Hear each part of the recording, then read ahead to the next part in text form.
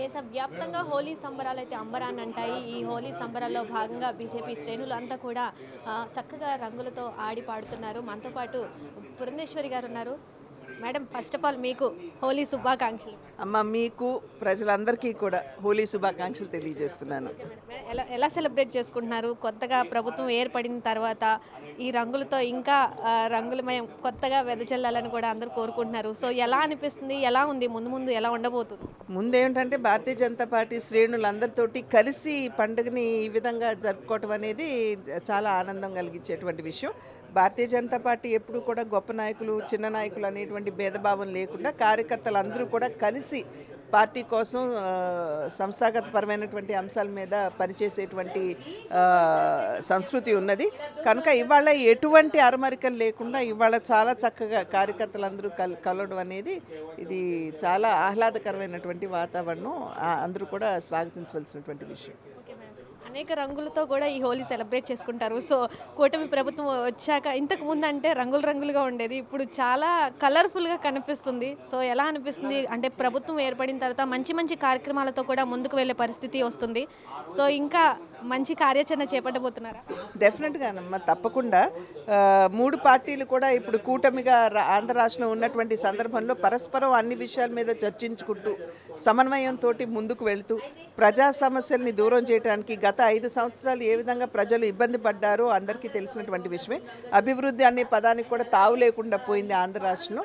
ఇవాళ అభివృద్ధికి సంక్షేమానికి పెద్దపీట వేస్తూ రెండింటినీ బేరీజ్ వేసుకుంటూ రెండింటినీ సమన్వయంతో ముందుకు తీసుకువెళ్ళేటువంటి ప్రభుత్వం ఇవాళ రాష్ట్రంలో మనం చూస్తున్నాము. కనుక ఇదే విధంగా మంచి సమన్వయంతో మూడు పార్టీలు కూడా ముందుకు వెళ్తూ అద్భుతమైనటువంటి పరిపాలన రాష్ట్రానికి అందిస్తాయి. Okay madam. మేడం, టీటీడీ ఆధ్వర్యంలో కళ్యాణం కూడా జరుగుతుంది. రేపు కళ్యాణం కూడా ఉండబోతుంది. ముఖ్యమంత్రి గారి ఆదేశానుసారం ఈ కార్యక్రమాన్ని చేపట్టబోతున్నారు. సో ఎలా అనిపిస్తుంది?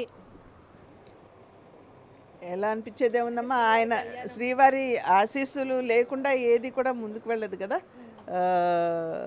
కనుక డెఫినెట్గా అందరూ కూడా పెద్ద పెద్ద సంఖ్యలో పాల్పంచుకుంటారు. మా పార్టీ శ్రేణులు కూడా దానిలో పాల్పంచుకుంటారు. ఆ భగవంతుడు ఈ ఆశీర్వాదం సర్వదా ఎల్లవేళలా అందరి మీద ఉండాలని, సర్వేజన సుఖినో భవంతు అంటూ భగవంతుడిని ప్రార్థిస్తున్నాను. Thank you so much. So HL MLA గారు కూడా ఉన్నారు. సార్ చెప్పండి, ఈశ్వరరావు గారు, ఎలా అనిపిస్తుంది? హోలీ శుభాకాంక్షలు ముందు మీకు. చాలా సంతోషం. మీకు కూడా హోలీ శుభాకాంక్షలు. రాష్ట్ర ప్రజలకి, కార్యకర్తలకి, నాయకులకి అందరికీ కూడా ముందుగా హోలీ శుభాకాంక్షలు తెలియజేసుకుంటున్నాను. చాలా సంతోషం. హోలీ పండుగ అంటే చిన్నల నుంచి పెద్దల వరకు అందరూ కలిసి జరుపుకునే పండుగ. ఏ తారతమ్యం, మా కులమతాలు ఏవీ చూడకుండా అందరూ సంతోషంగా రంగులు రాసుకునే పండుగ.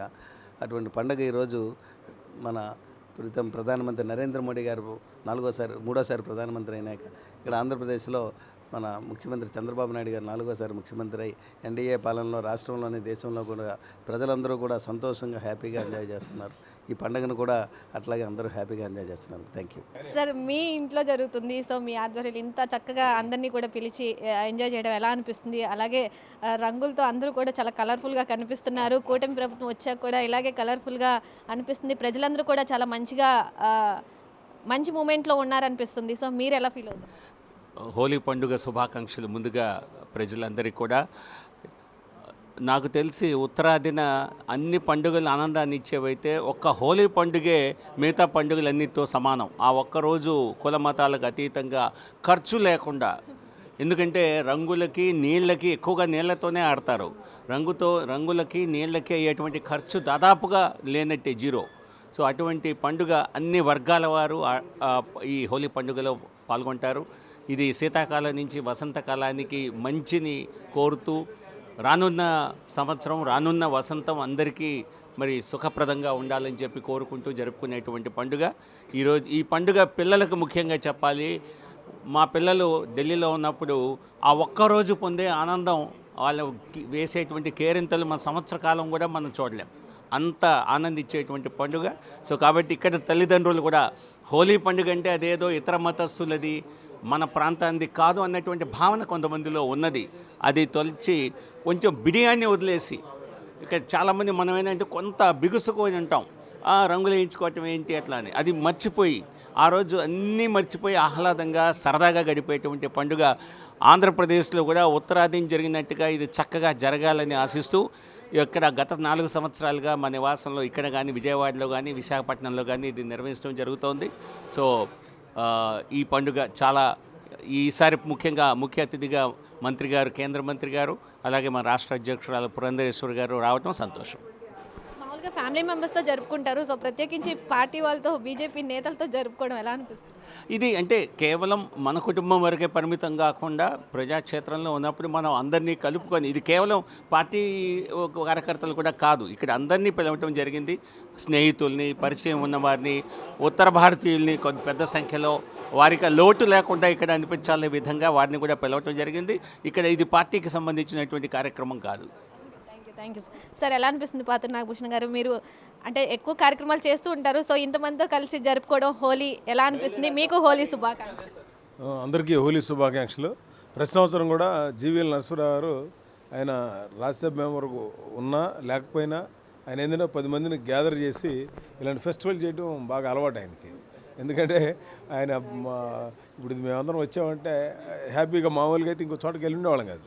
సరే ఇక్కడికి వచ్చి అందరితో పాటు ఏదైతే మన యుగాల నుంచి కూడా కులాలకి, మతాలకి, ప్రాంతాలకి, పార్టీలకు అతీతంగా ఈ హోలీ చేసుకుంటాము. ఇది సోషల్ గ్యాదరింగ్ అనమాట. ఇక్కడ చిన్నపిల్లలు పెద్దవాళ్ళకి కొడుతూ ఉంటారు, పెద్దవాళ్ళు చిన్నలు చేస్తుంటారు, పార్టీలతో పని లేకుండా ఇది చాలా ఎంజాయ్మెంట్. అందుకనే ప్రతి ఒక్కళ్ళు కూడా మనకేం చేస్తారంటే శ్రీరామనవమికి వసంతోత్సవం చేస్తారు మన తెలుగు రాష్ట్రాల్లో. ప్రతి పండుగలకు, బ్రహ్మోత్సవాలకు కూడా కార్యక్రమాలు చేస్తుంటారు. కాబట్టి నార్త్ ఇండియాలో అయితే దీన్ని చాలా ఎక్కువ ఇంట్రెస్ట్గా చేస్తారు హోలీ.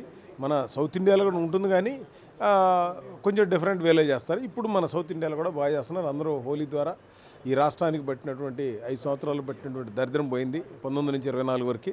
ఇప్పుడంతా మోడీ గారు, అది చంద్రబాబు గారి యొక్క డబుల్ ఇంజిన్ సర్కార్ ద్వారా ఈ రాష్ట్రం పరిగెత్తబోతూ ఉంది. పోలవరం అవ్వచ్చు, అమరావతి అవ్వచ్చు, ఈ రాష్ట్రం భారతదేశంలో నెంబర్ 1కి వెళ్ళటానికి అవకాశం ఉంది ఆంధ్రప్రదేశ్. దానికి ప్రజలందరూ కూడా ఈ హోలీ సందర్భంగా మీ అందరికీ శుభాకాంక్షలు తెలుపుతూ మీరు, మీ కుటుంబ సభ్యులు అందరూ బాగుండాలని కోరుకుంటున్నాను.